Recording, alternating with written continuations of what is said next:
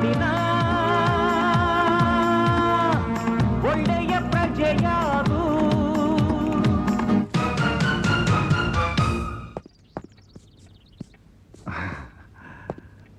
Coffee ತರ್ತೀನಿ, ಕೂತ್ಕೊಳ್ಳಿ. Good evening daddy. Good evening Gayathri. ಯಾರ್ದಾದ್ರು ಫೋನ್ ಬಂದಿತ್ತಾ? ಬಂದಿತ್ತು. ಹೌದಾ? ಯಾರ್ದು? ವರಲಕ್ಷ್ಮಿ ಅಂತ ಮಾಡಿದ್ಲು. ವರಲಕ್ಷ್ಮಿ? ಯಾರು ವರಲಕ್ಷ್ಮಿ? ನನ್ classmate.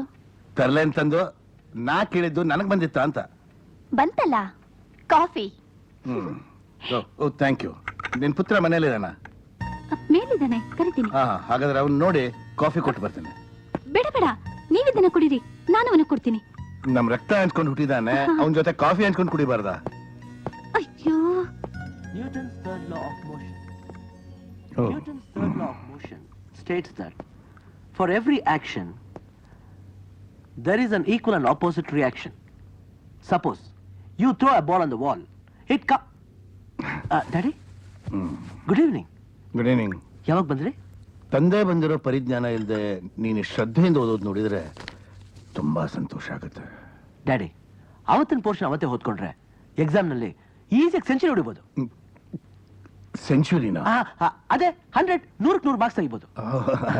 Very good, very good. ತಗೋ ಕಾಫಿ ಕೊಡಿ. Thank you daddy. Carry on, carry on. ಬಂದ್ಯಾ? ಕಾಫಿ ಕೊಟ್ಟ? ನಾನು ಕಾಫಿ ಕೊಟ್ಟು ಬಂದೆ, ನೀನು ಕಾಟನ್ ಡೆಟಾಲು ಕೊಟ್ಬಾ, ಆಯ್ತಾ?